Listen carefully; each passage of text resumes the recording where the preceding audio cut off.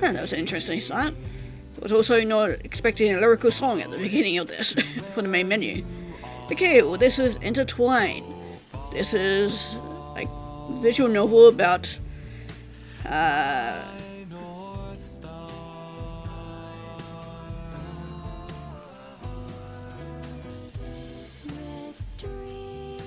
it's about a recurring dream and potentially about remnants of our past lives. Sounds interesting, so let's start. Okay, there we go.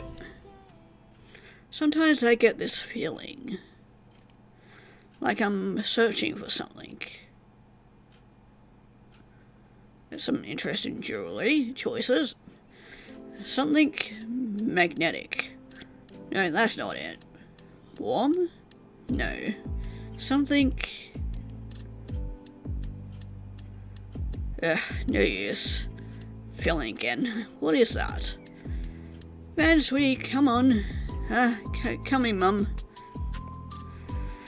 Noted as we headed home for the day. Do you have to call me sweetie so loud? I'm 16. I'm your mother. Can I show my own son that I love him?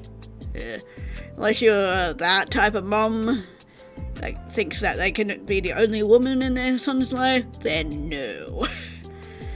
You can, it's just so embarrassing. Can you show it more quietly? What was that? Nothing. There's grass stains on your back of your shirt. Are you laying on the ground again? Yes. You and your dad, just the same, you two. Always with your head in the clouds. Here she goes again. What are you thinking about at your age? Don't tell me you're in love. Love? As if. Wow, sounding pretty defensive. Mum, please. People pass by, the silhouettes illuminated by lavender hazes, early dust settled over the town. But as the clamor of the workday faded into a quiet murmur. What is it about this time of day that makes me think so much? Like about that feeling. Do anything to know what it was searching for. Ugh. It happened almost too fast for me to process. A bump against my shoulder? An inexplicable tug, like a string pulled taut. And a voice, clear and true, like a siren's call. Sorry. Who? But they were gone. Before I could register how close it was, I was chasing after them. Van? Ran down the street, pulled by an invisible string. Wait, come back. Body was no longer my own. It was possessed by a singular thought. Who was that? And that sensation. What was that? Thoughts swirled in my head, chaotic jumble of questions only made worse by the growing crowd. Left, right, forward, backwards. Where was I running? Why was I running?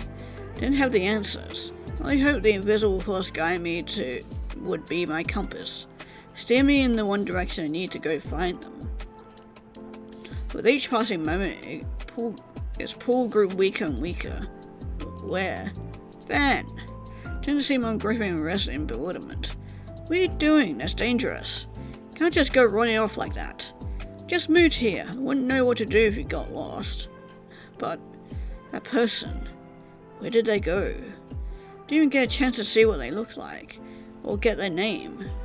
Fond feeling filled me as I stared into the busy street, mixture of emptiness, longing, pain. While I never experienced it before, if I had to describe it, I would say it was heartbreak. Jeez, that hurt. I hope that guy is okay though. Probably thinks I'm so rude ramming into him and running off. Well, no point in lingering on it now. Rushed onwards, I was late for the interview. Okay, this is apparently the person that ran into Van. I pulled my phone out just to see how late I was. Realized it was nowhere to be found. No way. You got to be kidding me. When did I lose it? Did I forget it at home, school? No, I definitely had it on me today, so when? Oh. Sorry. Don't tell me I dropped it then. There's no way I could go back and get it now. Could hardly remember the specific area we ran into each other. By now, with how busy the city got this time, probably been trampled on, kicked into a gutter somewhere. Great, just great. Continued running to my interview, cursing my bad luck the entire way. Ugh, what a hassle. Wasn't enough for me to bomb that interview, I just had to lose my phone too. Pulled out my new replacement phone to set it up. Welcome to your new phone. My name is Alexis, and I will be assisting you with your setting up everything. In order for me to best assist you, it would be helpful for me to know how to refer to you. Ah, this is where it comes in. Okay, well, you know the drill. I see you go by Red Shirt. Ah, yeah. Is this correct? This can't be changed later. Yep. It's a pleasure to meet you, Red Shirt. Okay, again, I wish I could have like a combination of these, but I'll go with she, her. So, it would be Red Shirt, it would be correct to say Red Shirt who goes by she, her. Yes, that's correct.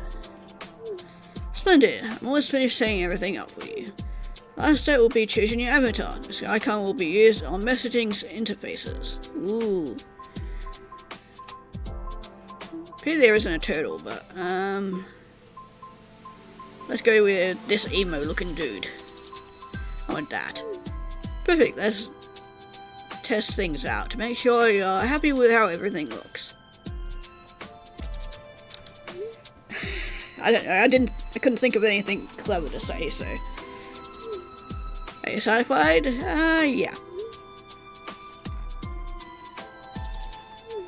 In that case, everything should be set up. Thank you for your patience, Red Shirt. Okay, finally. Felt onto my bed, completely exhausted by today's events.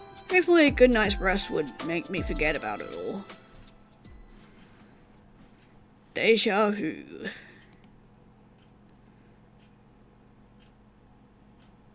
Wait, don't take him away. Red Shirt. Oh, I see. I can just faintly make out Van.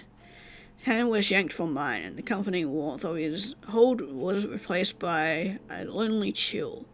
Rushed to the guards, desperate to keep him by my side. But they shoved me away, and I fell to the rough, cold prison floor. No. A jagged stone ground scraped against me as I ran to the guards again. But I was too slow. The cell door clanged shut. Pulled on the iron bars, willing them to open.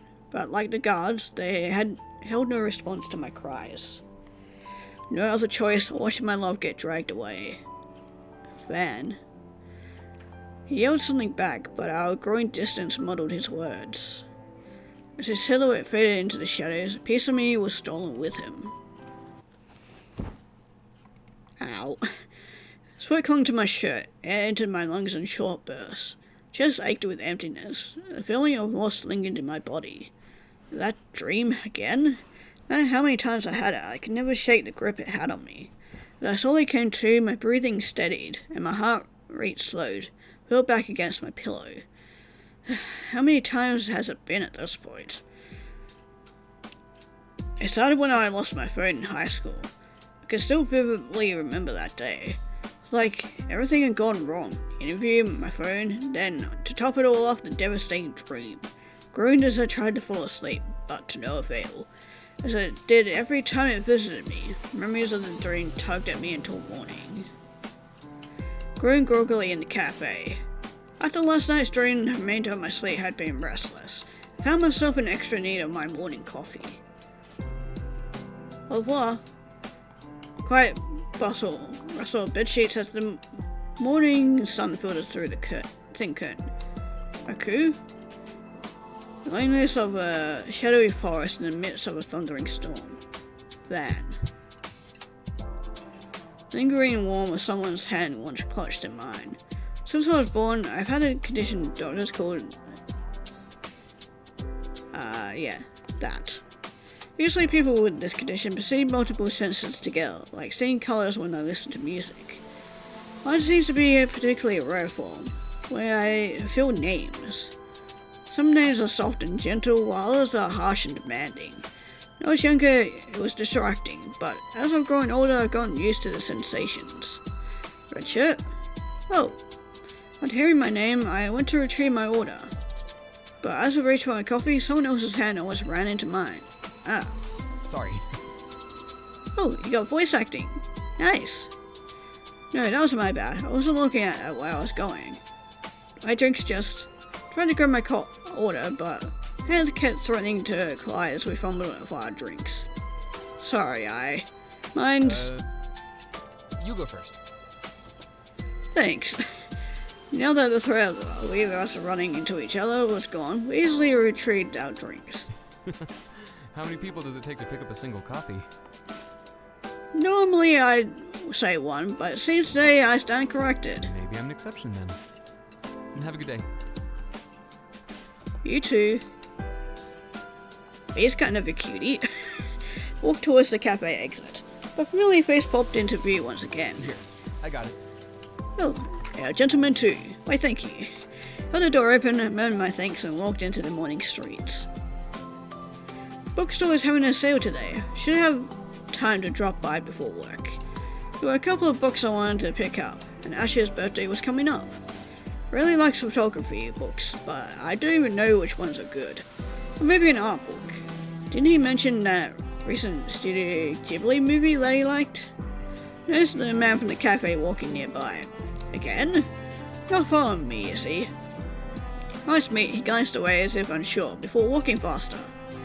Slowing my pace relieved at the growing distance between us. He's spooked too. Looks like he's not following me. Guess it was just a coincidence. But as I continued towards the bookstore, I realized that it now seems like I was the one following him. Each turn into a different street, my footsteps mirrored his, and inevitably, his uncertainty turns into outright wariness. Ugh, jeez. One last turn into a different street, he stopped and waited for me to catch up. Listen. I'm not following you. End up blowing that out. Hopefully that doesn't make me look more suspicious. So this isn't... You're not a fan? Fan? Why would I be a fan? Never mind.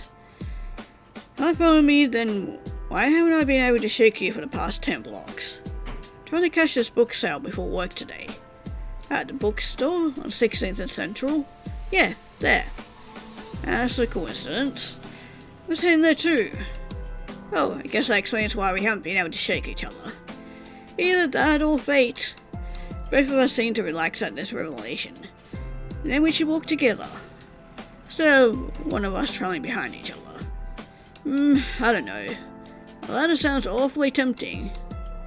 Didn't get your fix after the past 10 blocks? Well, come this far, might as well commit, right? He laughed and turned as we headed to the bookstore together. By the way, got a name I can call you? Didn't happen to pick it up on the coffee shop? Can't say I did. What a shame. Next time I'll pay better attention to the names they call out. Glad you learned your lesson. It's red shirt, by the way. Nice, name's Van. So, what are you trying to pick up at the sale? Just a couple of photography books. Usually they're expensive, but this is one of the few occasions where they get discounted. Photography, is that a hobby of yours, or do you just like the books? You could say it's a hobby, but I like the books as inspiration for our own works. Wow, works. Sounds like you take your hobby seriously. Just a little. And you? What are you eyeing for the sale? Actually, funny you should ask. The market for some photography books recommendations for a friend of mine. Another coincidence. Lucky you ran into me then. As we entered the bookstore, the smell of pressed paper and dried ink surrounds us. Come on, I can show you my favorites. Van led us to the photography section and scanned the shots before expertly picking out a few choice selections. Is this a friend of yours into books or the pictures or tips? I think pictures. Got it, let's see. Van sifted through the bunch and laid 3 medium-sized books on the table. One showed a black and white still of woman, another a blooming flower field, and last one a looming skyscraper over a busy street. We're talking in pure aesthetics, these are some of the most underrated in my opinion. Peered into the image of blossoming wildflowers, decorating a vast field, framed by a towering mountaintop. A simple one-word title in geometric title or text read, Keyframes. This one's pretty. I flipped through the book, dreamy landscapes depicting majestic mountain ranges. Serene, starry nights and bubbling creeks called out to me. Van nodded as he observed me. A lot of people like landscapes. Makes sense. Appreciation for nature, the idea that you can see the picture in real life, all that jazz. Yeah, I'd love to visit any of these places. Especially this one. Point to a picture of a... which one do I pick? Yeah, I reckon in Riverside, that sounds nice. Hope you make it out there one day. Huh, this lifetime, fat chance. Never say never. Smiled at the thought and continued going through the images. Really like this book. Seems to know what he's talking about. So, have you always been into photography book connoisseur, or did you just come after picking up photography? After. When I first got into photography, I just took pictures of whatever I felt like. Now I try to be more thoughtful about how I approach my process. Not just about what I'm capturing, it's also how I capture it. What do you mean? What do you mean how? Anyone can take a picture, but everyone's approach differs. Way they capture the composition, lighting, colours, even their choice of subjects. Our style may not be the same, but I take inspiration from all types of photos. Editorial, landscape, still life. Try to study the elements here just discussed on the book's cover. So the subject of this picture is the flower field? And the composition, Ben chuckled before leaning over me. Faint earthly smell of pine followed him. Landscape pictures are unique compared to editorial still life pictures. Let me show you.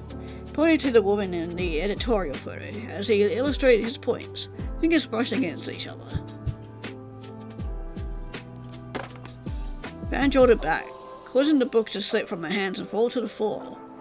Oh, sorry. It's alright. Got really shocked from just a light touch.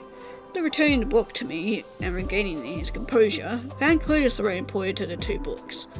This time he seemed more careful of any accidental physical contact. See how in this photo there's just one woman and a blank background? Yeah. But in the landscape picture, flower field is framed against the sky, clouds and mountains. Yeah, there's more going on. Exactly. That kind of background wouldn't work in this image of the woman, right? But it wouldn't have the same effect. So the choice is what you try to study? Right. So even if you don't take the same type of pictures, analysing the thought process can still inspire you. Looks like he puts a lot of thought into his art. How long have you been doing this? Photography? I'd say 8 years. But I've been an artist for longer. Oh, what kind of other art did you do? I started with drawing, but painting was my main medium until I switched to photography. And you haven't looked back since? Haven't gotten a chance to. Oh great, there's a thunderstorm happening now. Shoot.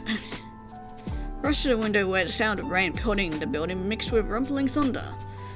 No. Dragged my hand down my face, cursing the fact that I didn't bring an umbrella with me.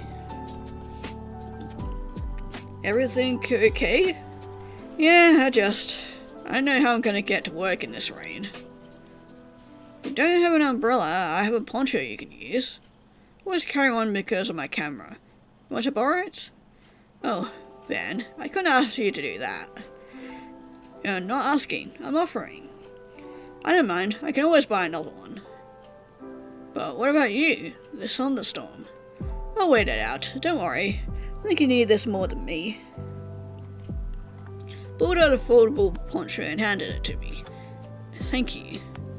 The sound of the storm getting louder, rain coming down harder by the second. I'm gonna be late at this rate. In this case, I really need to get going. Sorry, Van. Nice meeting you, though. Turned upset I couldn't get the books I wanted after all. Oh, wait.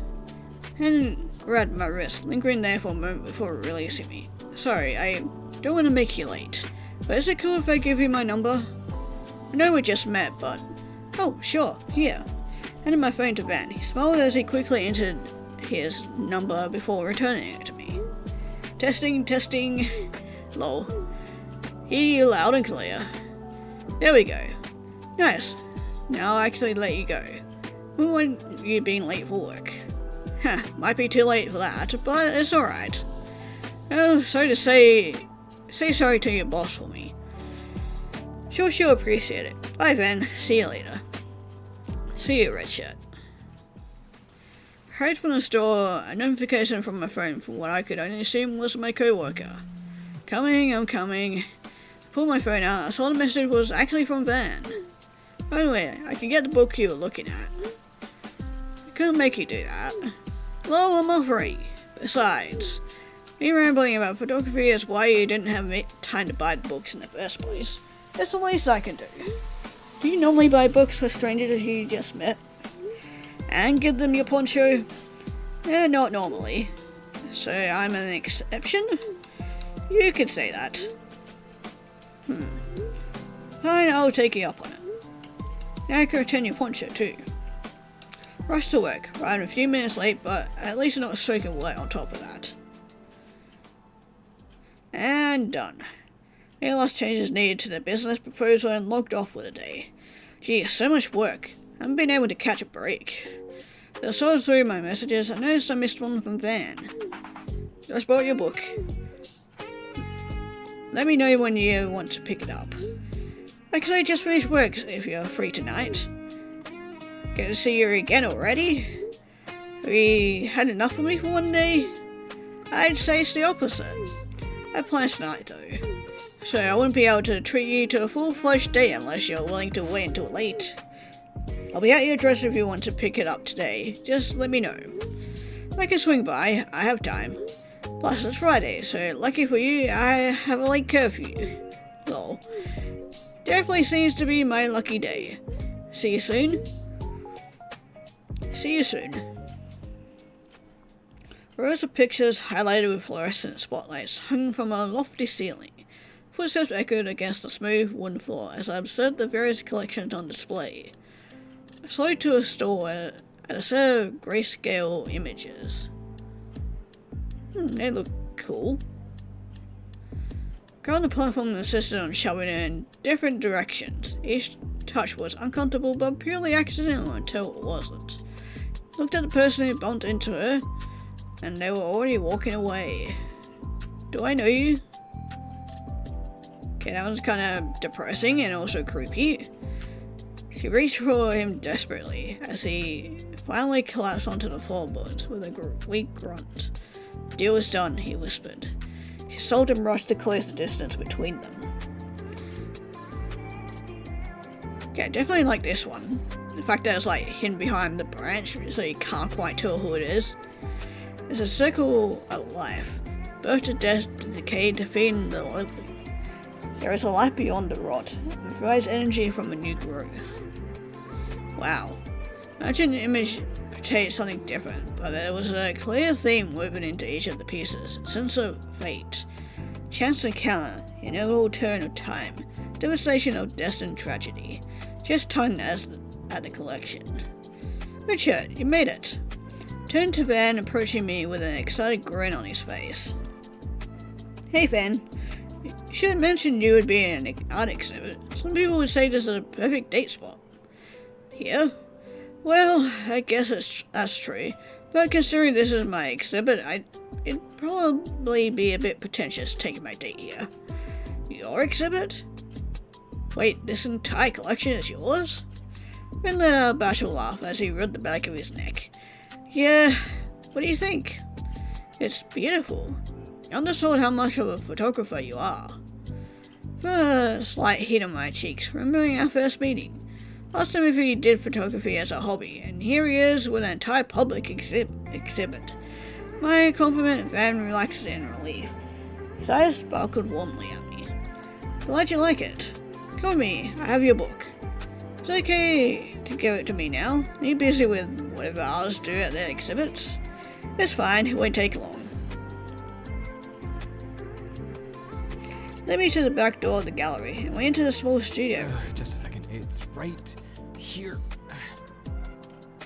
Emptied a satchel onto one of the tables, and a photography book along with some brushes, an eraser, and a medium-sized canvas slid out. The canvas were two fingers reaching for one another. They kept the collection on display in the exhibit. And yet, something about this specific image tugged at me. What's this? His eyes followed my gaze to the painting. Oh, just a piece I've been working on for a while, actually. Remember how I used to draw and paint? Uh-huh. Then you got into photography. Right. Well, I've always had this feeling inside of me. It's the whole reason I got into art. It's hard to describe, but it's like I'm being pulled to something, or I'm searching for it. I guess you could call it my purpose. I've been trying to capture it all my life.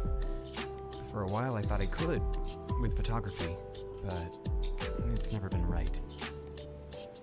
Is that why this looks similar to the photos outside? Trying to draw that feeling? Yeah, basically.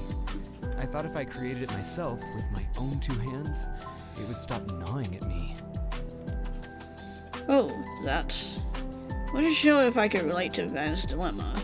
This feeling of needing to create something, but never coming out quite right. But it sounded frustrating. Sorry to hear that. It's a beautiful piece though. Thanks.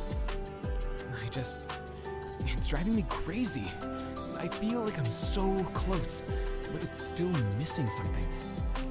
I guess that missing piece is me. Especially with how this whole visual novel is going. Do you mind if I see? Nodded and picked up the canvas. Grayscale painting where two figures seem to be ripped from one another. It was a beautiful with a haunting sense of loss. Just ached with an eerie emptiness, a longing. Something about it felt familiar. Something about it reminded me of last night's dream. I know it's a more depressing piece. No, it's not. I mean, I feel like I lost something when I look at it, but it's not in a negative way. It just feels familiar is all. Sorry for that awkward silence. Probably not the kind of reaction an artist is looking for. All good. It's similar to the photographs outside, so it makes sense that it looks familiar. That, but also reminds me of a dream I had. Really? What was it about? Oh, nothing too profound, just one of those dreams where you're in love with a random stranger. No, I'm gonna tell him I actually felt heartbroken over it. Gonna think I'm dramatic. I do see what you mean though, about it missing something. Right? Feels like I've thought about everything, but I just don't know what it needs. He was right. I could tell there's so many rich emotions in this piece. Grief, devastation, heartbreak, and yet needed more. Thought back to last night's dream. How if I was actually in that position, I would give anything to be reunited with the person ripped from me. How desperately I would cling to the hope that we would be together again. What's want it to have a happy ending? Like they'll still be together. Maybe not now, but one day. No, that goes against the whole point of the current piece, though. Van searched through his pile of brushes, before pulling out one with a thin bristle. An unbelievable focus, he dipped his brush in paint and leaned towards the painting. After a steady breath, he added a pop of colour to the canvas with one smooth stroke. Continued adding small details here and there before finally leaning back. Didn't dare utter a word, afraid I'd break his concentration. Oh, wow, that is actually really cool. Finishing a redstone connected the two people. It was a small touch, and yet the piece felt more whole. Tragic that they were, something tied, but were being separated. And yet endlessly romantic that the string wasn't broken. Perhaps one day they'd meet again. Like that? Yeah. That was it. It's so simple, but I can't believe I'd never thought to tie them together. Especially with this feeling that I was being pulled to create this. Thank you. Without you...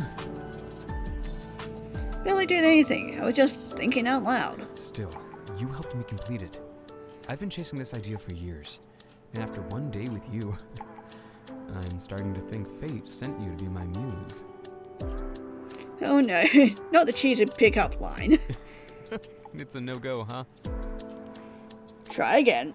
I'll save myself the embarrassment, but thank you. Honestly, I've been stuck on this piece for literally my entire life. Anyways, I'll stop boring you with my art nonsense. I have to wrap up the exhibit, but it should be over soon. Then the real date begins. Hell yeah. Sounds good. Explore the rest of the art exhibit with a greater appreciation now that I knew Van was the artist behind the collections. Oh, this one's nice too. Red shirt. Sorry for the wait.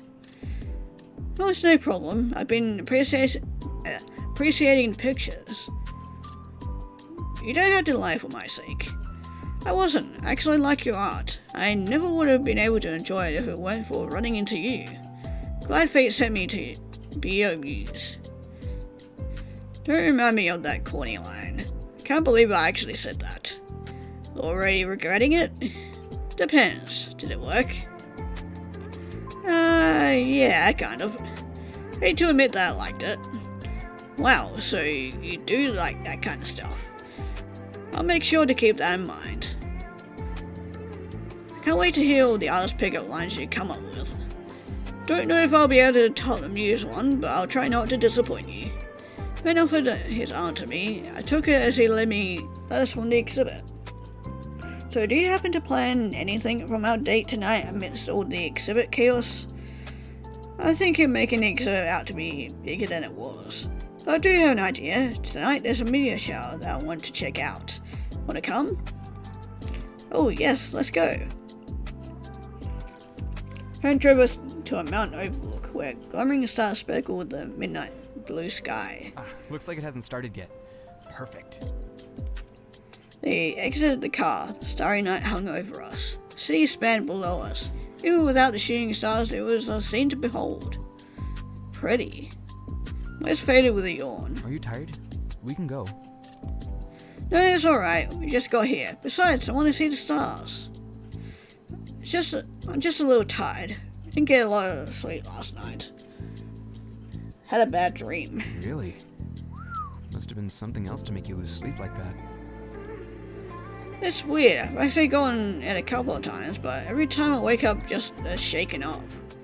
Flashes of the dream, the cold prison walls, the harsh guards, the desperation of my voice resurfaced. With them, the tightening of my chest returned. Details of the dream are usually hazy. The last thing I always remember is the heartbreak I feel after. Like I've lost a part of myself. It's weird. I don't know the other person. I can't even remember their name. For some reason, I can't forget them. The way they make me feel. Sorry, I didn't mean to be a downer. Like I said, it's just a dream. I get it sometimes. I swear, I'm not usually this dramatic over them. No, don't worry. That's not it. Shifted his weight between his feet, as if uncertain. In fact, it's the opposite. I get it. I get a dream like that too. Had it since I was in high school. Really? Me too. You've had this dream since high school too? Crazy coincidence, huh? That's one way of putting it.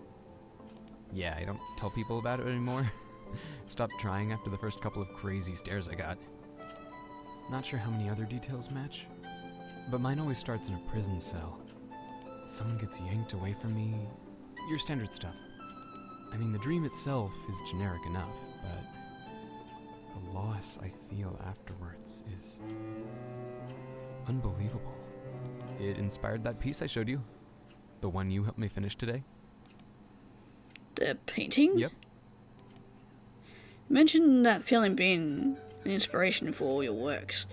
Does that mean your exhibit today too? Got a sharp memory, huh? That's right. The dream is the feeling I've been trying to recreate in all my pieces. Maybe that's why I connected to so many of your pieces. Why I could help you complete the painting. Aren't you lucky I had the same dream right before you stumbling into you today? I told you, didn't I? Fate sent you to be my muse. Say that to all your dates. Have to say, this is a first. Still couldn't shook my head. Still, to think we had the same dream, what are the chances? Wait, don't take him away. Red shirt. His hand was yanked from mine. The comforting warmth of his hold was replaced by a lonely chill. By the way, got a name I can call you? Didn't happen to pick up at the coffee shop. Yeah, this is all stuff that we read through.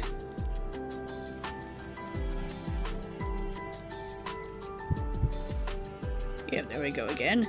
The lingering warmth of someone's hand once clutched in mine.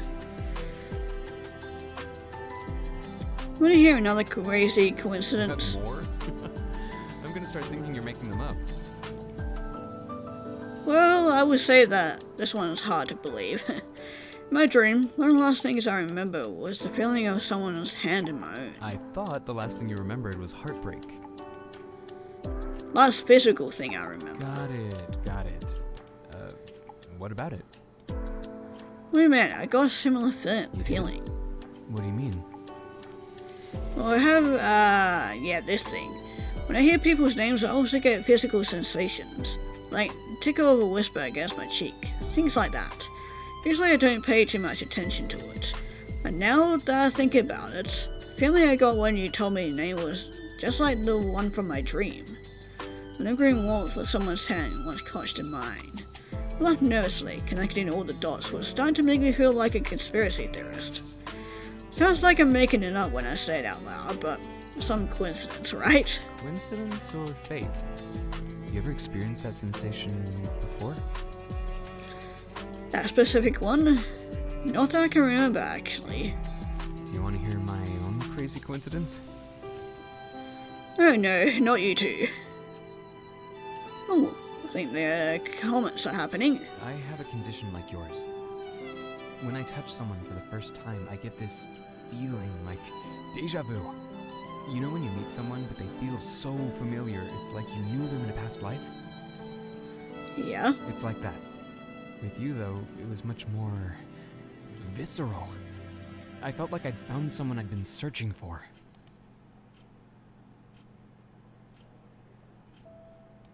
Okay, yeah, so we got the whole thing with the book thing again, in the bookstore. Whispering is kinda creepy.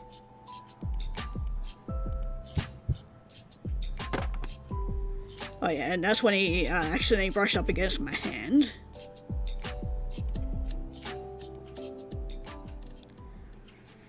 Is that why he reacted like that?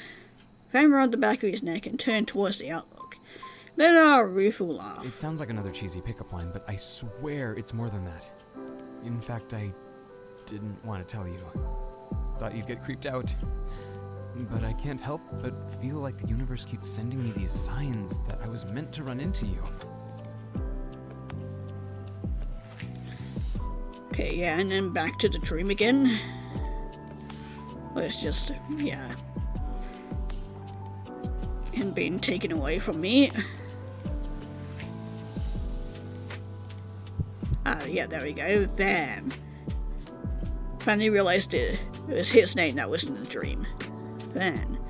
Is that... you see? Oh, looks like the show started. Hey, here we go. 11/11 too. Make a wish. Wish of your life. Then Porto's camera shifting his attention to the starry paths being traced in the night sky. Tried to slow my racing heart as I focused on the meteor shower. I couldn't stop thinking about the dream. About then. If he's the one from my dream, what does it mean? Is it just chance, or is it something deeper? Coincidence or fate? Make your wish already? Oh, not yet. Better hurry before you miss your chance. Tried to come up with a wish, but mine kept returning to last night's dream. Desperation to be with that person again. Van is the one from my dream. Wish that one day I'll be able to make it to the riverside from that book early today. With Van. Are you sure you're not supposed to tell anyone your wish? Otherwise it won't come true. Well, just pretend you didn't hear it then. Hear what? Perfect. What about you? Did you make a wish? Sure did. It's a secret though. Can't afford to jinx it. Ooh, another song with lyrics. Very fitting. Very much liking it. Richer is the one from my dream. The universe always pulls us together. Which that is pretty much already happening. Do you think I should begin to believe that there is some truth to resurrection? Do we, in our previous life, woo one another? Or is it just deja vu? Said by Karen Prassett. What about reincarnation? Something. So is this person again asking about? Cause yeah, they asked about soulmates earlier. Sure. Huh. Interesting. What do I think? To be honest, didn't mean to skip all that. Lately, I've been thinking. I hope it is. Oh.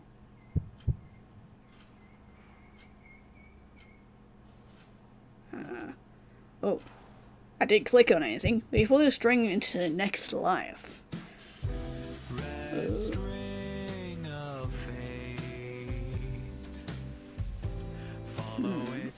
Interesting. Is that really it, or?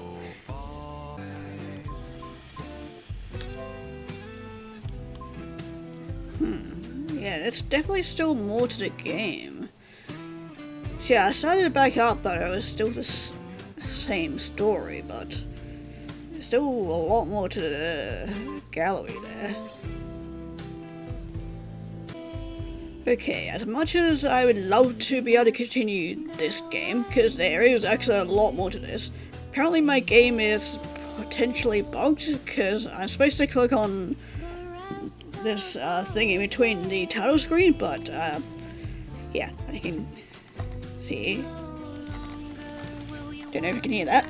I'm trying to click it, but it won't let me, so yeah, which is unfortunate because I really like this. I really liked it, but yeah. Don't know if it has to do with my controls, because for whatever reason I can't actually click on these. I can only use my arrow keys, so I don't know. Anyway, that was in a twine. If you guys want to check this out for yourself, the link will be down in the description below. And yeah, be moving on to the next game. Hello and welcome to Bad Faith. This is a psychological horror visual novel type game. That's about all I know about this game, but yeah. I love the art style already, really cool looking, and I also love that when I move my mouse it actually moves the thing. Yeah, I love these like 3D type menu things, really cool. But anyway, let's start.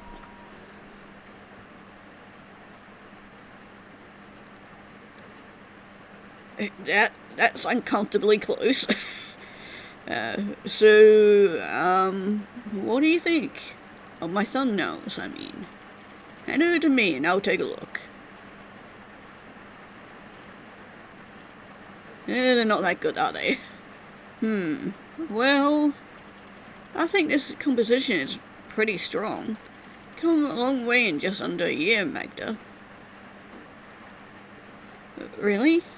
With time and effort, you could turn this into a gorgeous piece. Thank you. That's my favourite of the bunch too. I'm looking through some references in the studio, and I found a poem known as the Tree of Life. I thought it would be appropriate. Hence, the Haven is a sanctuary.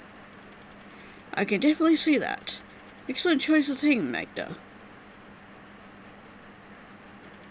One suggestion though. Yes? May want to spread out where you put the birds. If you do that, then the composition will guide your eyes all across the trees, rather than to a specific section of it. Huh, I guess that makes sense. So, are you ready to start working on your first solo piece? Or I'd be more happy and it cut off. Maria? Magda. It's assembly time. Ah, right. Assembly time. Yeah. My name is Magda. Just Magda. I'm a girl, 19 years old.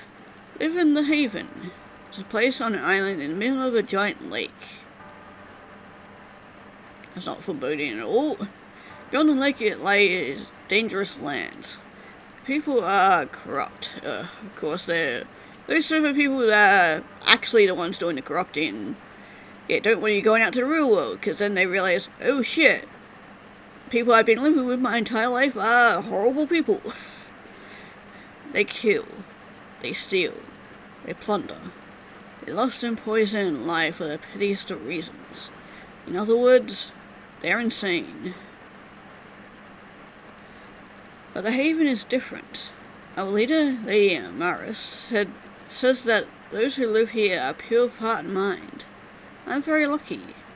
Instead of growing up in a decaying, violent world, I spend my days surrounded by beautiful forests and good people. There's just one catch. We need to stay pure. If we don't, well, that's what the Apologia assemblies are for.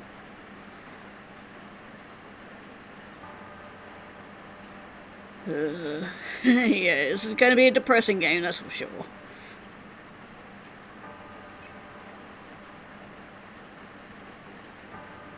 It's definitely called Bad Faith for a reason.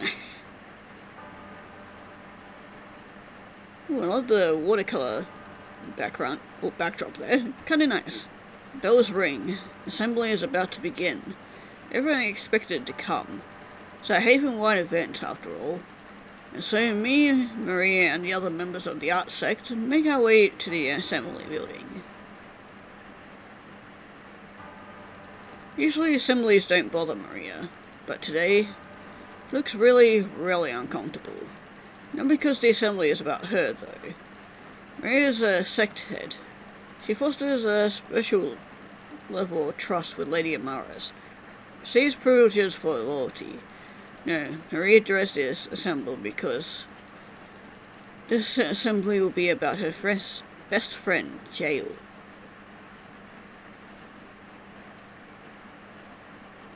Everyone knew that Jael would get into trouble sooner or later.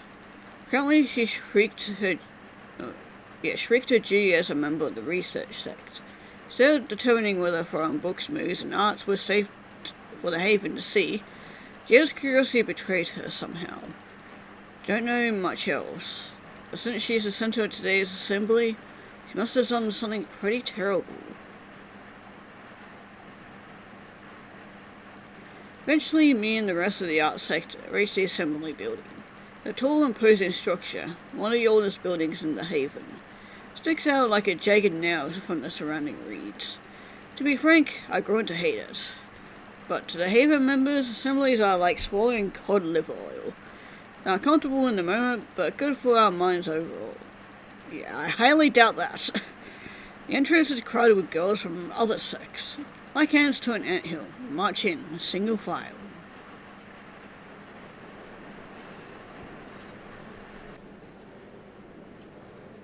Once I get inside, I find a pew at the very back of the room to sit in. Don't really want front row seats for this.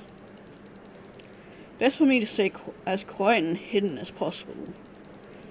Look around the hall, spot Maria in a row adjacent to mine. Seems like she had the same idea. I hope she would get out of this okay.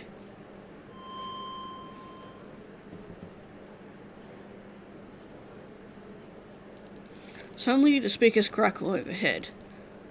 There's 3 taps. Then, a familiar cold voice comes through. Everyone, please settle down. Apologia assembly is about to begin. The room goes quiet. Everyone turns towards the voice's source. Chubby, bespectacled young woman. Well, a discernible expression, she stands on the stage in the back of the room. Head of the research sect, Eve. she's leading this assembly, jail's definitely going to have a rough time. Yeah, they look like the bitchy type. Kinda stand Lady Maris and a certain member of the rotting sect. Lady suddenly breaks out into a cold sweat. Look away. God, not her as well. Ugh. With both Eve and Cerise on stage, the assembly is going to be brutal. Good. Yeah, peace and quiet. Let's get right to the matter at hand. Jail of the research sect. You could come to the stage, please. No response. When an impatient cough, Eve taps the microphone on the stage podium. Jail, I appreciate it if you can make this easier for all of us. Don't make me use force. Another pause. Then, I hear footsteps. Everyone's eyes turn towards an average-looking redhead reluctantly coming forward to the stage front. Ah, so that's what Jail looks like. This is the first time I've ever seen her. Aside from Eve, I don't know many members of the research sect.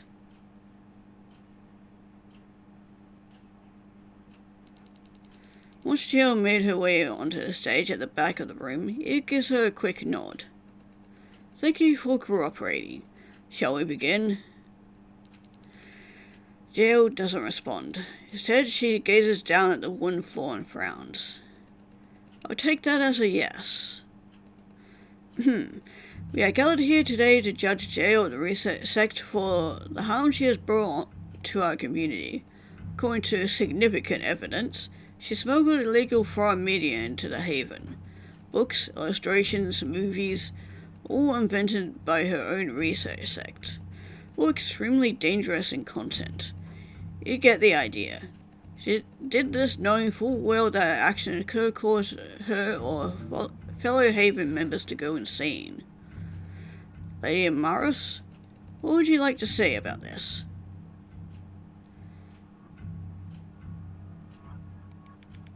Miss Jail was led by her curiosity, and exercised with prudence, moderation, and in service to noble causes.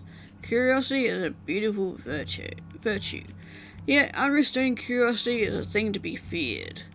Indeed, it could be called a dangerous excess. Jail fell prey to this untempered excess.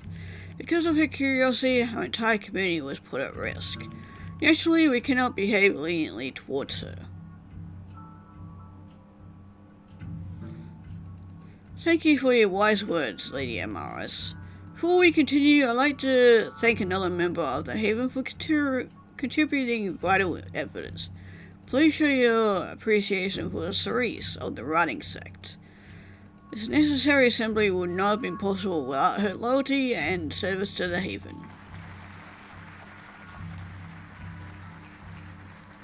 The others burst into applause as the woman behind Lady Amaris stepped forward to take a bow. Tall blonde with a powerful frame. Tried to ignore her by looking down at my lap.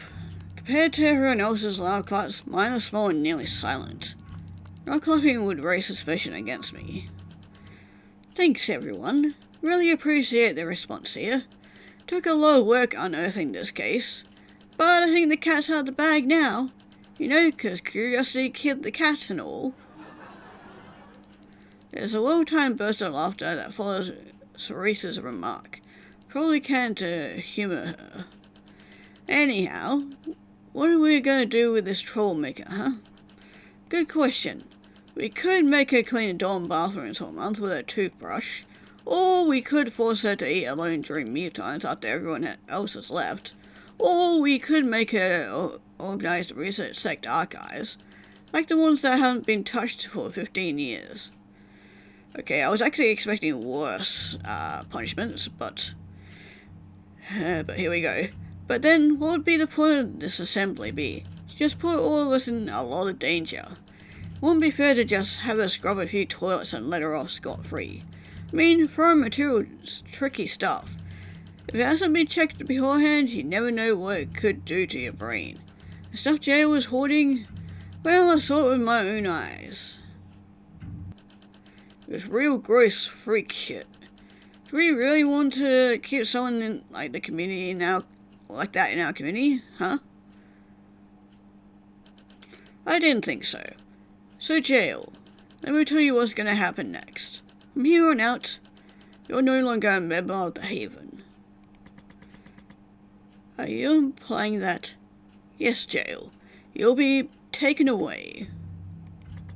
But wait, if that's the case, then what's going to happen to me? Where will I go now? Can I say goodbye to my friends? You're no longer part of the Haven. You don't deserve answers. Eve, if you could? Right. No, please. Please. Please. Maria, help me. You're ahead too, aren't you? You can stop this. We're friends, right, Maria? Aren't we? Please. Commotion makes me look up from my lap. In the pew across from mine, Maria shifts her legs back and forth. She wants to intervene, I can tell. But after everything Jail did, intervening would put her position as head into question. So in the end, she does nothing. All she can do is stare sadly as Jail continues to scream and wail in terror of her fate. Cerise grabs her from behind, twisting her flailing arms into a writhing arm lock. At a distance, Eve calmly brings a white tube to her lip and puffs her cheeks.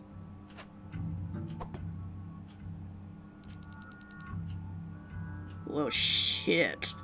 Jail starts screaming. She freezes. Red Dot had just pricked her neck. Body goes limp. She falls to the floor unconscious.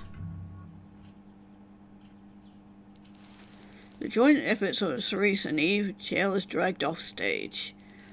A small Lady Amara steps up to the podium. And so, that concludes the assembly. Let this be a lesson to you all. Beware of unchecked temptation. You must now head back to your respective sects. Seek to continue your good work. Even I will take care of this matter from here. On command, everyone rises from their pew at once, and orderly lines of women begin to make their way out of the hall.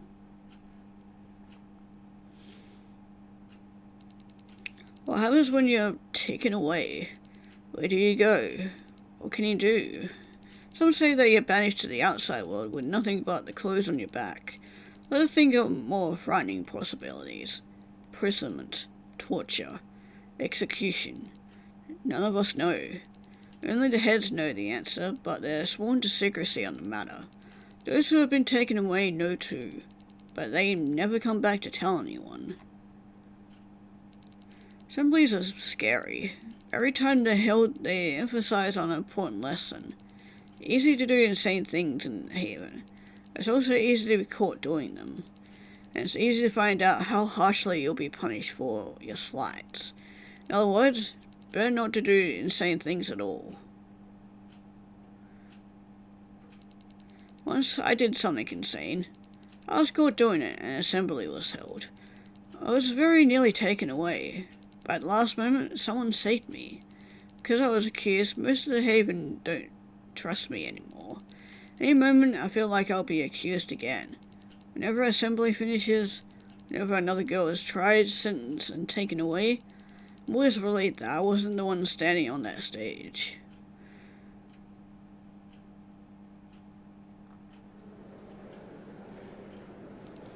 After the assembly, everyone files out the hall. Try to stay at the back of the crowd. Pushing through will get everyone else annoyed. After all of us have things to do. Well, most of us actually. Ria told me that the outside members are excused for the rest of the day. Ria really cared for Jail. Can't imagine what she's feeling right now. My head is buzzing. I should go and do something to clear it. The dense wood nearby. One that has a ring path with lovely views and comforting scenery. Plus a place where you can forget anything terrible. Decided I'll walk it till sunset.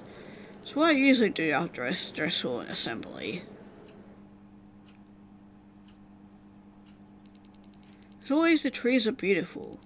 Shade on the ground reveals only dappled patches of sunlight slipping through the lacework of leaves, spread broadly over the canopy. The wet and earthly smell of soil. Sounds of gentle breezes rustling. Branches springing with flowers and fruits.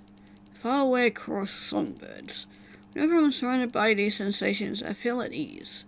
For a moment, I can believe that the haven is truly paradise.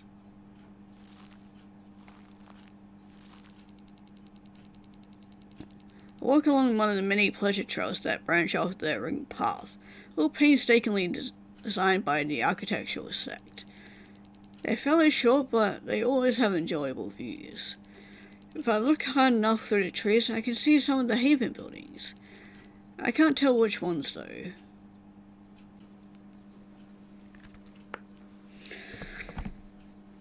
Eventually, the trail came to a stop. A white picket gate marks its end, the beginning of outside. Most haven members aren't allowed to travel outside. As far as I know, only Lady Morris and the sect heads can go past the barrier. I'm not sure why. I've heard that some more daring people have gone outside before. Apparently there wasn't much to see.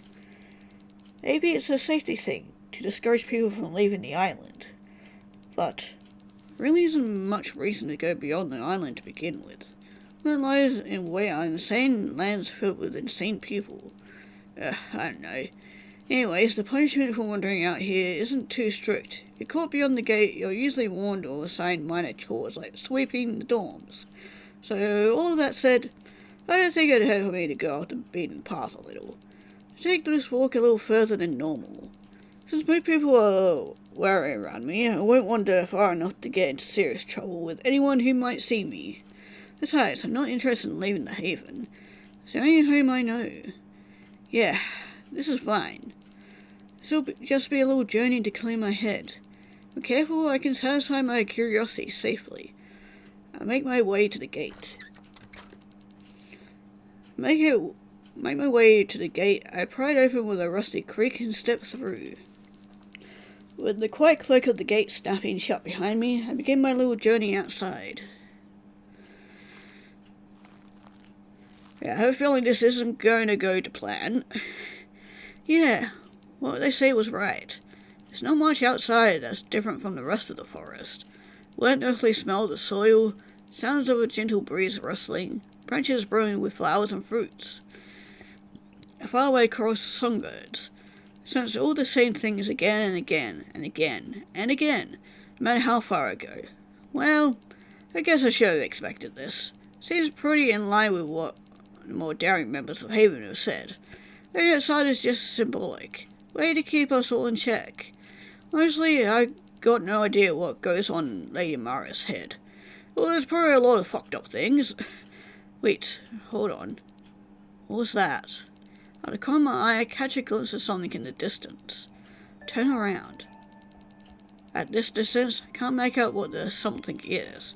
What I can see is it looks grey and cubical in shape. I wonder what it is. A rock formation? A sculpture? A monument? Whatever it is, it intrigues me. Don't think it'd hurt for me to check it out.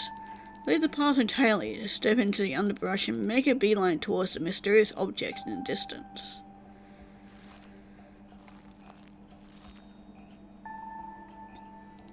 As I approach, I realize that this isn't just any object. It's a building. An unusual building.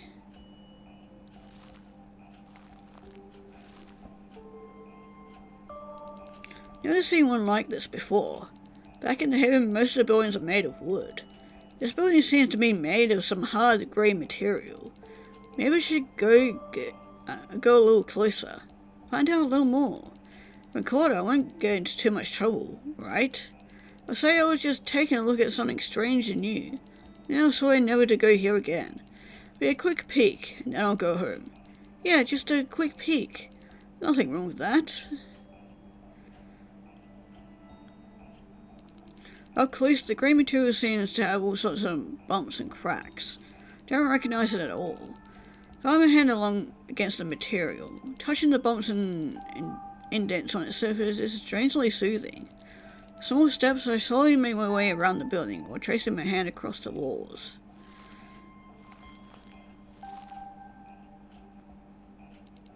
Walls don't seem very different from each other, apart from the placement of small moss patches on them, the shapes of various fine cracks across them. Then, I get to the fourth wall. There's a doorway there, at the very end. Pause for a moment to look around. No one is observing me in the woods. No one's coming out of the building. I'm still completely alone. Completely alone to explore the building freely. Approach the doorway carefully to investigate further. Doors wide open. Lean my body forward, I can see what the building is like inside. Cram my neck forward to take a peek into the room within.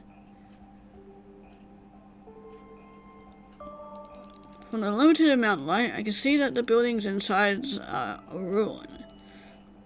The room is barren. No furniture, no lighting. Not even a proper floor. All empty except for a single banister and some stairs. Staircase leading down into the earth. But a staircase. To where? What else might be in this building? What lies at the bottom? I can't believe I've never found this place before. So weird and fascinating. I just want to... Oh. No, wait. Magda, you're outside. You'll get into trouble if someone finds you here. If it's inside this building no one knows, in an off-limits area, I might get taken away this time. Don't want to be taken away, do you? Past year, you've been trying to be a good girl. Why ruin what little reputation you have left now? Anyways, there's probably a good reason this building has been hidden from everyone else. Something really bad might be in there. I don't know.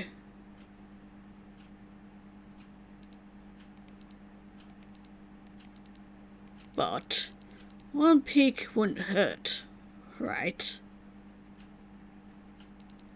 Yeah, I'll just go in and explore the place for a bit and then leave. Curiosity will be satisfied, I'll return to my normal life, and I'll pretend this building never existed. If I sense that somebody's nearby, I'll dash out of here as soon as possible. Right. Sounds like a decent plan to me. Let's go.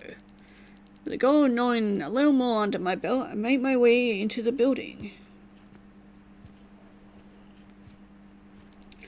The room inside is dark, empty, and derelict. Nothing here to be found besides the light streaming in from outside, and the staircase leading to the lower floor. With nothing to see and nothing to do upstairs, I take the staircase down. As I descend, I tread lightly, making sure my footsteps don't echo through the building. A few minutes pass and then I arrive at the floor below.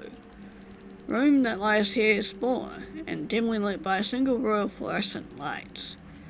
Catch my eye. Fluorescent lights are unusual. Back in the haven, most of our lights are knights using beeswax candles from the community effort. That word.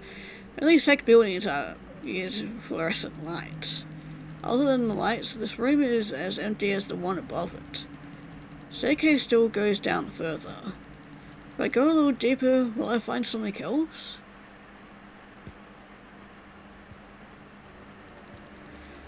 The rooms beneath the second one are largely the same. Small spaces with fluorescent lights.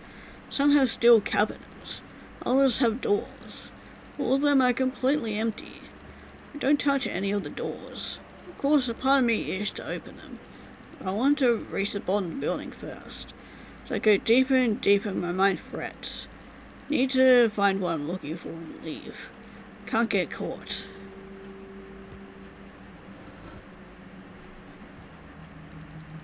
Eventually, I make it to the bottom of the staircase. Look around the clearing. The deepest room in the building is similar to the rooms on the floors above it. It stands empty. Yet another strip of fluorescent lights run along it. It's otherwise plain ceiling. All that's different is a pair of heavy metal doors in front of me. Well, I came all the way down here. I can just take a quick peek inside. It won't hurt. I can handle this. If something goes wrong, I'll just run for my life. That way, I won't get in trouble again. I'm sure of it. Yeah, I just need to keep my wits about me. Uttering reassurance to myself in my head, I move forward and push the doors open. I have a bad feeling about this. It's pitch black. Good. Definitely no one here. Yet dark and loud humming sound resonates from within the room. Wonder where it's coming from. Maybe a light would help me. Bring one of my hands to the underside of my dress and search for my hidden pocket. Carry daily necessities such as snacks or medicine. Most members of the Haven use the hidden pockets of the uniform dress. The pocket always holds a candle dish, candlestick, and a little matchbox. So fumbling, I slot the candlestick into a little holding spike and at the dish center. Then, taking the handle of the dish between my teeth, I open the matchbox and strike a match on the box's side. Match's ambient glow brightens the room a little. I'm too focused on lighting my candle to see what the light reveals. Move the handle from my mouth and bring the match head to the candle's wick. Ah, that's a lot better. Now, what do we have here? My left is a desk filled with test tubes. A rack of scary-looking metal instruments. Stacks of sheets covered in cramped scrawls and unreadable handwriting. Winding mass of cables. To my right, there's diagrams. Shelf filled with heavily labelled books. More cables mirroring the arrangements on the right. And in front of me, there's a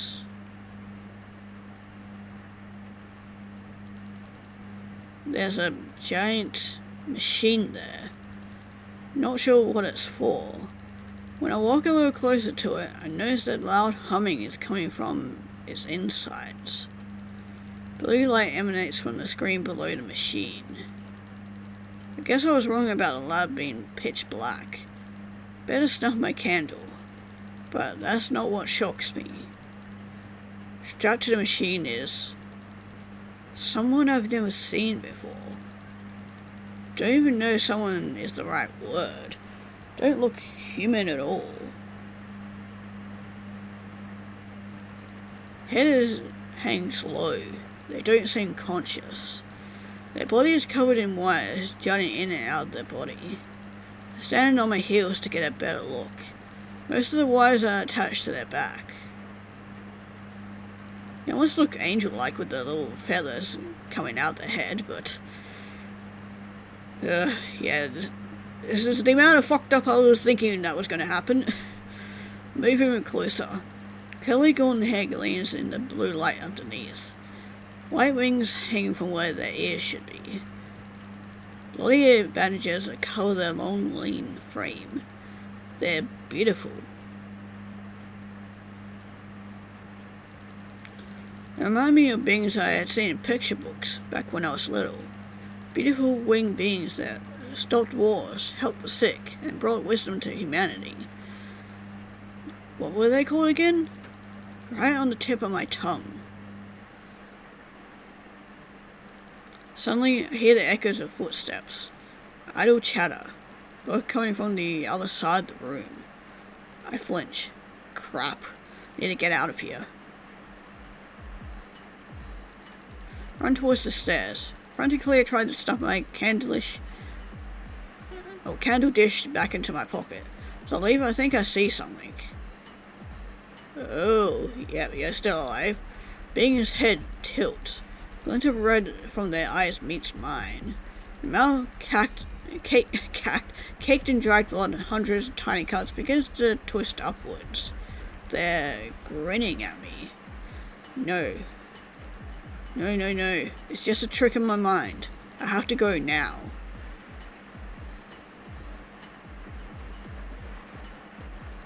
Run up the many flights of stairs. My legs ache. My breathing is sharp and my footsteps echo loudly through the building. I no longer care about the noise. Right now, I can't get caught. Can't get caught. Yeah. I repeat this in my head again and again, as if saying it enough times will protect me from being discovered. Can't get caught. I can get out of here. reach the uppermost floor, then burst through the entrance.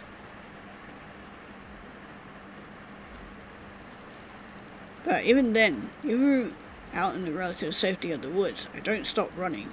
They can still catch me here. I can't get caught. I don't stop running until I'm far away from the building. Till I'm past the gate. Till I'm back at the start of the forest trail. Till I'm right back where I started, right next to the assembly building. Back bells with exhaustion, muscles are screaming, lungs heave in and out, sweat drips from my forehead, from the nape of my neck, from my arms onto the yellow-brown grass below. But I made it. I'm here. I'm safe. I can't get caught. That's what I told myself over and over and over again. In the end, standing in the haven grounds once again. Uncaught, unnoticed, unscathed. For now.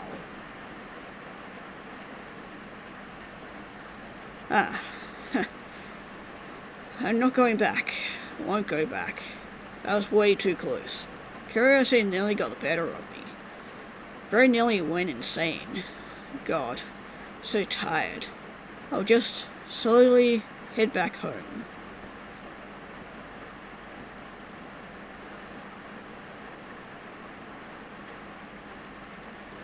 By the time I reach the dorm building, it's already night. Thanks to the candles lighting the path outside, I found my way back. So I'm forced to open the door and step into the common room. There's a couple more people there. On a nearby couch, two Haven residents are chatting with each other. Don't notice my entrance. Whatever. If I loiter around here, they'll notice that and give me a weird look. Better head back to my room.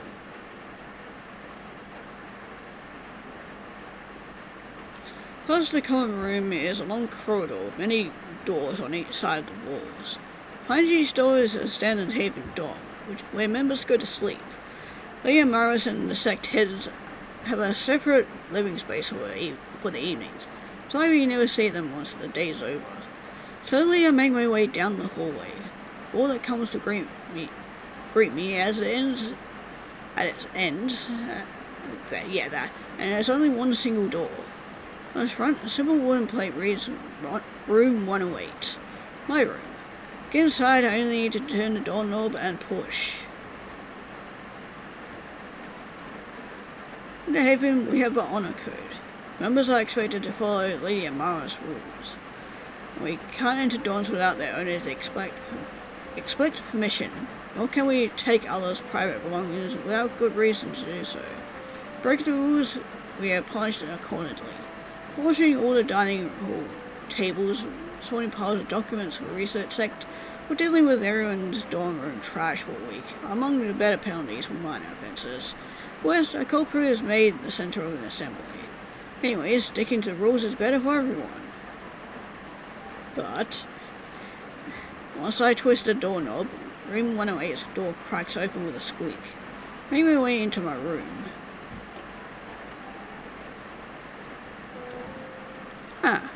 Grace isn't back yet. Sad not to see her, but I expected this. Lately she's been working until 9 PM at night.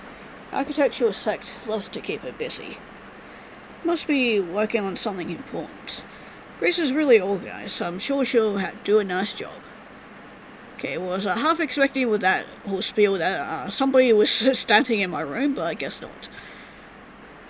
Made my way to a small bookshelf in the centre of our room. Carefully, I brushed my fingertips over the spines of the lined-up books. Fairy tales, self-help guides, and heaven-made novellas are all passed over in quick succession. Finally stop at one spine. Wire with black lines, carefully tucked into a hard-to-see spot. Little tug, the book is eased out of its niche. Stand on my toes to take a ballpoint pen, or a glass jar on the top of my shelf, or the shelf. Then I sit down on my bed, canopied by the tidy empty bunk above it. In the dorms, bunk beds are the standard sleeping arrangement.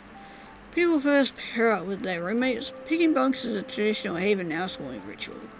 Don't remember how Grace and I became roommates, but I do know that we picked bunks through a game of rock, paper, scissors. I wanted the top bunk. Guess what the outcome was? Anyways, I opened the book to a blank page and uncapped my pen. This is my diary, a place where I can write my most secret thoughts away from prying eyes. I got a bad feeling about this. Better not write about what he found, cause I get the feeling that somebody's gonna find this supposed secret diary. After I narrowly avoided the consequences of my assembly, Grace gave me this as a gift. Said diary has helped people cope with troubling thoughts. Thought it would help me too. Since then I've used this diary religiously every day. But Grace has never seen what I've written. At least I hope so. Grace is my close friend, but don't know if she'd like. Never mind. Don't think about things you can't control, Magda. Just focus on your writing. Right. Okay. Mine's buzzing with stressful thoughts right now. When this happens, I need to focus on the positive. Yeah, positives. What was one good thing that happened to me today? Well, I guess there's this morning. Right, here we go. Dear Diary. Today, working in the art sector was a lot of fun. Made a lot of progress with my piece. Paradise tree theme I've come up with is really nice. I love drawing so many beautiful birds. Maria was very supportive of my work too. So kind and gentle to me. None of the other six would give me a second chance, but she's willingly took me on. Really happy she gave me the opportunity to prove myself. Hope she's doing okay despite everything that happened today. I love her. She's beautiful, generous, and talented. Want to be together with her. Haven would never allow it though. Members and heads can't be anything more than friends. Potential for manipulation, abuse, and unfair treatment is too much for our community to risk. And besides, would you want me back like I want her? I don't know. I'll just keep those thoughts here, safely locked away. That's the best thing I can do right now. Signed, Magda. That spiraled into something far less positive than I wanted. But it's already something, I guess. There's a knock. Door slowly opens. Hello? Oh, hi there. Grace is back. Afternoon activities must have tired her out because she walks very slowly into the room. Hey, Grace. Busy day? Grace nods silently. Oh, are you writing your diary again? Yeah, it's really useful. Thanks for giving it to me. I'm glad I could help. Actually, this is a rather weird question, but what? I've been wondering for a while. Magda, would you ever let me take a look at what you've written? I know diary is meant to be private to you and all, but I know that you were a really great writer. So I'm wondering whether I could read some of your writing for myself. Oh wow, that's rather sudden. I'm kind of suspicious as to why she's asking now of all times. I mean, Grace has always been my closest friend. I'm not completely against showing her my personal writing. Indeed, the small book that sits on my lap contains all my existing work. After my assembly, all my running sect stories were destroyed.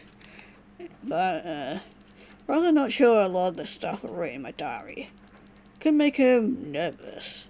Come on, Magda, you need to give Grace some sort of explanation, quick. You see, I didn't put anything important in there. I haven't written anything great since I left the writing sect. This is just my outlet for feelings. Grace squints her eyes, clearly not convinced by my excuse. She's known me for a long time, why would she be? Sorry, Magda, not sure I believe you. It's okay though. If you really don't want to show me, I'll just get ready for bed. The look she gives me makes me pretty uncomfortable. Does she think I'm up to something? Well, I don't really want to make Grace suspicious on me, so maybe it wouldn't hurt for me to show her one entry, right? No, wait. I'll show you. Just let me find something, right? Just one condition. No one turning the pages, okay? Grace nods gently with a small smile. Okay, I trust you. Feel a sigh of relief, then picked the book up, shielding it from Grace's view. Looking through the pages for something safe to show. An entry from a couple of weeks ago. Alright, this one should be okay. Placed the book down on my lap and saw it around for Grace to read. When I read this, the architect wasn't busy with projects. Took the day to wander through the haven and enjoy the scenery. Read about the plants and the animals I saw on that long and pleasant stroll. Squirrels and blackbirds, rose hips and elms. Blue skies and warm, gentle sunshine. Among other things. Grace stares at the page memorized. Wow, you really are a beautiful writer. Why haven't you written another book? Sure, the writing sect would... Oh, I forgot. Yeah, the writing sect made a point of not wanting me back, especially with Cerise around. She'd gut me if I tried openly writing anything again. Don't mention this to Grace. Don't know how she feels about Cerise. But Grace, I can still do this in private. This and the work I do for the art sect is enough for me. Give me another chance. I'm happy I can still stay here with you. Yeah, I understand. I'm happy I gave you that chance. Same. Well, with that, I get up from my bed to tuck my diary back into its bookshelf crevice. I sigh in relief. That didn't go as badly as expected. Why was I so nervous around Grace anyway? I trust her. Saved me from an assembly. And more importantly, she's my closest and dearest friend. Yeah, I can trust her. Stretch my arms still standing in front of the bookshelf. So, Grace, are you going to get ready for bed? Yes. Why do you ask? Can I come with you to the bathrooms? That's alright, I mean. I don't mind. Just remember to bring your soap, shampoo, and pajamas. I won't forget this time. We'll see about that. Anyways, we should get going before they get crowded. You know how we're about to hit the peak time. Right. I'll get my stuff straight away.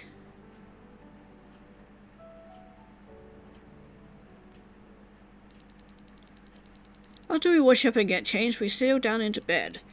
On the top bunk, Grace is reading an architectural textbook with a small candle lighting the pages nearby. Really tired from today, so I'm going to head to bed. I crawl under my sheets and curl up tight in the comforting dark of our room. Hey, Grace? Yes, Magda? Good night. And if I don't see you in the morning tomorrow, have a good day. You're very kind, Magda. You have a good night as well. I smile. Really lucky to have a friend like Grace. I don't know what I'd do without her. With those warm thoughts in mind, drift into a peaceful sleep.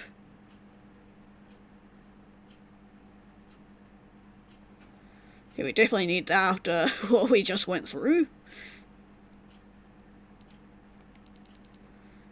I'm dreaming. No, I'm dreaming. Everything here looks like it does in life. Yet the world around me is like the spiderwebs that grew in undusted corners of dorm room hallways. Beautiful but easy to destroy. Somehow, though, the dream feels different. Feels as though I'm viewing a projection. I can't interact with anything or anyone in front of me. Almost like being in front of a movie. Just without the cramped wooden benches and the words of the research sect projection machine. All I can do is watch and listen. That's a familiar looking face, albeit actually in one piece.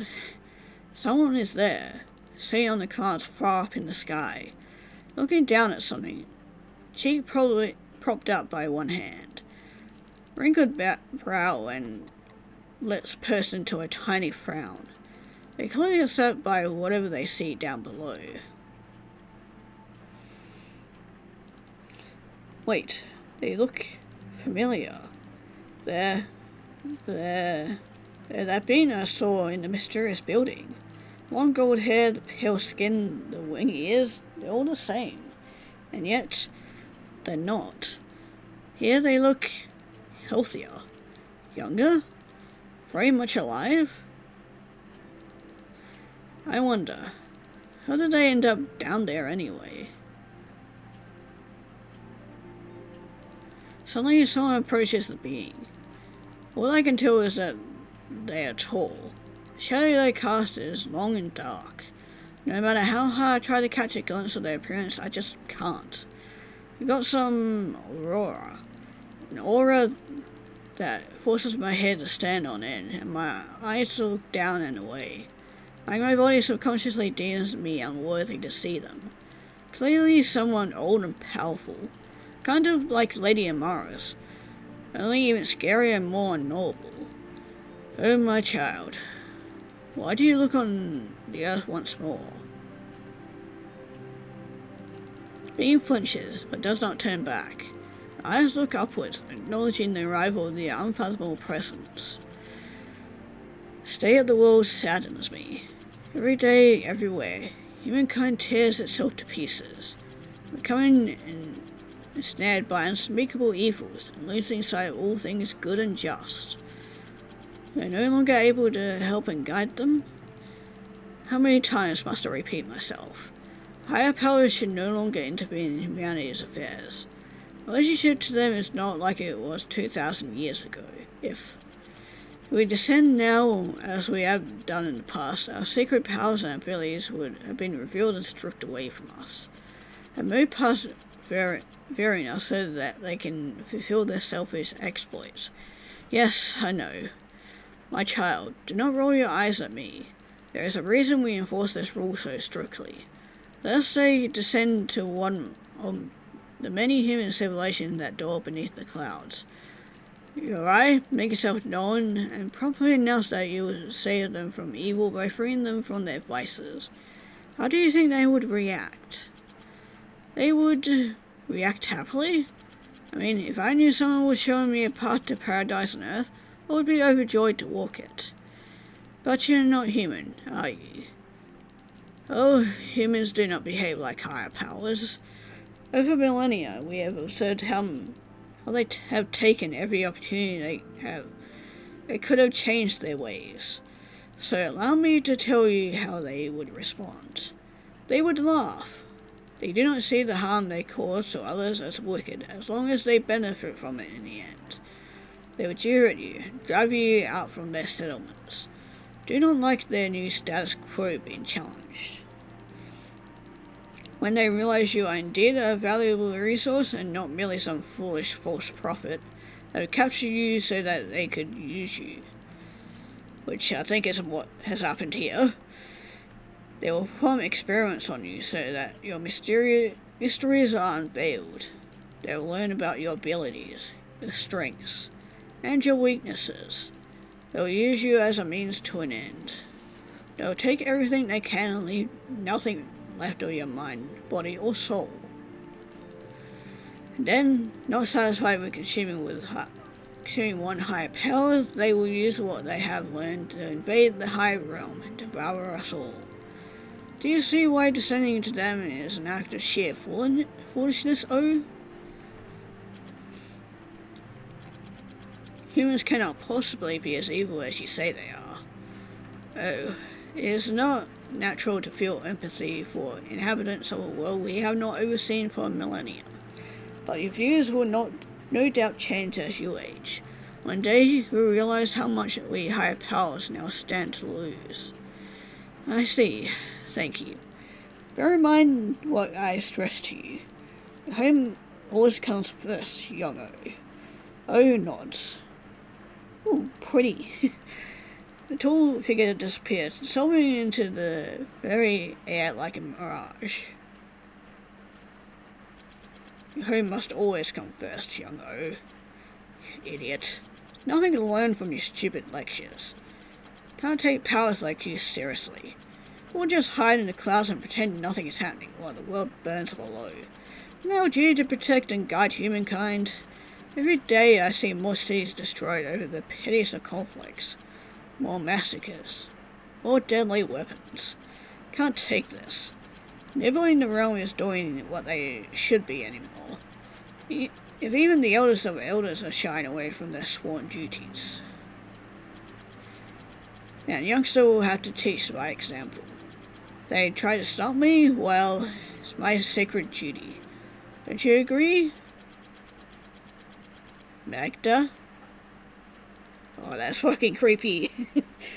Dream stops. Before I can process everything I just witnessed, it's morning, and I'll wake once again.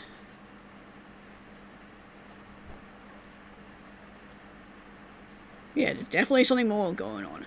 But with that, I'm actually going to end it here. And this is a very intriguing story. It's definitely not what I was expecting it to go. Or where is it I was expecting it to go, with there being an actual angel and everything. But yeah, I think we just made ourselves a friend, maybe? Hopefully not enemy, because this is not going to end well for us. Because I get the feeling she's probably going to take out her revenge on being experimented on and everything. But if you guys want to play this for yourself and continue reading what happens after this, link will be down in the description below. And yeah, we'll be moving on to the next game.